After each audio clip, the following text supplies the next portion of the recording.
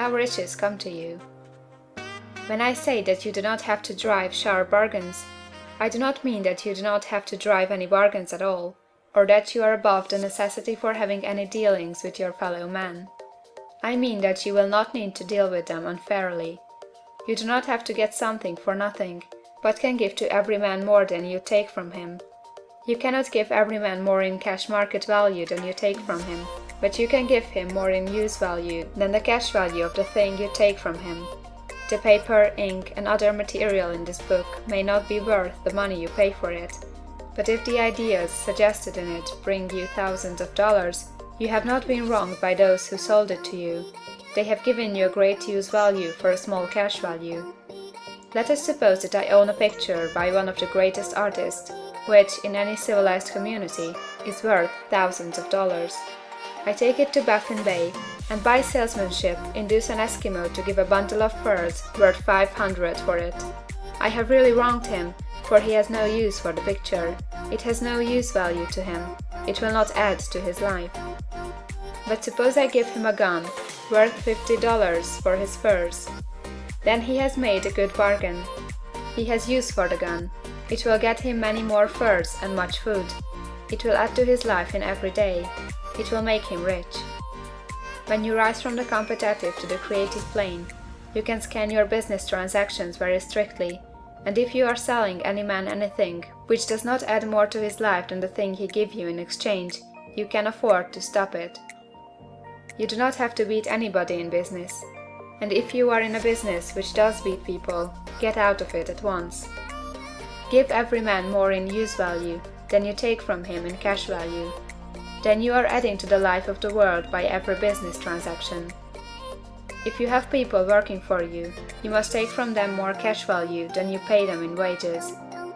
But you can so organize your business that it will be filled with the principle of advancement, and so that each employee who wishes to do so may advance a little every day. You can make your business do for your employees what this book is doing for you. You can so conduct your business that it will be a sort of ladder, by which every employee who will take the trouble may climb to riches himself, and given the opportunity, if he will not do so, it is not your fault. And finally, because you are to cause the creation of your riches from formless substance which permeates all your environment, it does not follow that they are to take shape from the atmosphere and come into being before your eyes.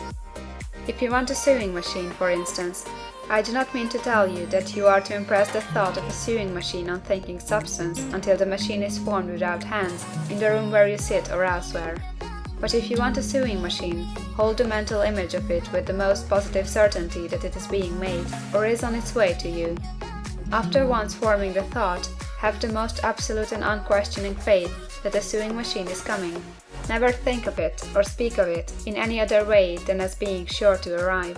Claim it as already yours.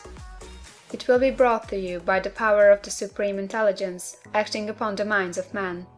If you live in Maine, it may be that a man will be brought from Texas or Japan to engage in some transaction which will result in your getting what you want. If so, the whole matter will be as much to that man's advantage as it is to yours. Do not forget for a moment that the thinking substance is through all, in all, communicating with all, and can influence all. The desire of thinking substance for fuller life and better living has caused the creation of all the sewing machines already made, and it can cause the creation of millions more, and will, whenever men set it in motion by desire and faith, and by acting in a certain way.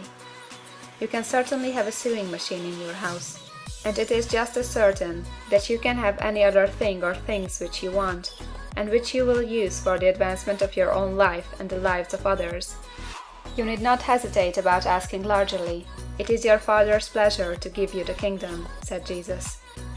Original substance wants to live all that is possible in you, and wants you to have all that you can or will use for the living of the most abundant life. If you fix upon your consciousness the fact that the desire you feel for the possession of riches is one with the desire of omnipotence for more complete expression, your faith becomes invincible. Once I saw a little boy sitting at a piano and vainly trying to bring harmony out of the keys, and I saw that he was grieved and provoked by his inability to play real music. I asked him the cause of this vexation, and he answered, "I can feel the music in me, but I can make my hands go right. The music in him was the urge of original substance, containing all the possibilities of all life. All that there is of music was seeking expression through the child. God, the one substance, is trying to live and do and enjoy things through humanity. He is saying, I want hands to build wonderful structures, to play divine harmonies, to paint glorious pictures. I want feet to run my errands, eyes to see my beauties, tongues to tell mighty truths, and to sing marvelous songs, and so on. All that there is of possibility is seeking expression through man. God wants those who can play music to have pianos and every other instrument, and to have the means to cultivate their talents to the fullest extent. He wants those who can appreciate beauty to be able to surround themselves with beautiful things. He wants those who can discern the truth to have every opportunity to travel and observe. He wants those who can appreciate dress to be beautifully clothed, and those who can appreciate good food to be luxuriously fed. He wants all these things because it is himself that enjoys and appreciates them. It is God who wants to play, and sing, and enjoy beauty, and proclaim truth, and wear fine clothes, and eat good foods. It is God that worketh in you to will and to do, said Paul. The desire you feel for riches is the infinite seeking to express himself in you, as he sought to find expression in the little boy at the piano. So you need not hesitate to ask largely.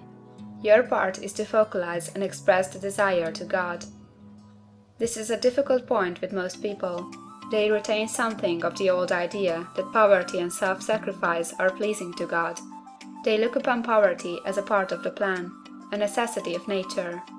They have the idea that God has finished his work and made all that he can make, and that the majority of men must stay poor, because there is not enough to go around. They hold so much to this erroneous thought that they feel ashamed to ask for wealth. They try not to want more than a very modest competence, just enough to make them fairly comfortable. I recall now a case of one student who was told that he must get in mind a clear picture of the things he desired, so that the creative thought of them might be impressed on formless substance. He was a very poor man, living in a rented house and having only what he earned from day to day, and he could not grasp the fact that all wealth was his. So, after thinking the matter over, he decided that he might reasonably ask for a new rug on the floor of his best room and an anthracite coal stove to heat the house during the cold winter. Following the instructions given in this book, he obtained these things in a few months, and then it dawned upon him that he had not asked enough. He went through the house in which he lived, and planned all the improvements he would like to make in it. He mentally added a bay window here, a room there, until it was complete in his mind as his ideal home, and then he planned its furnishings. Holding the whole picture in his mind, he began living in the certain way, and moving toward what he wanted, and he owns the house now, and is rebuilding it after the form of his mental image. And now, with still larger faith, he is going on to get greater things. It has been unto him according to his faith, and it is so with you and with all of us.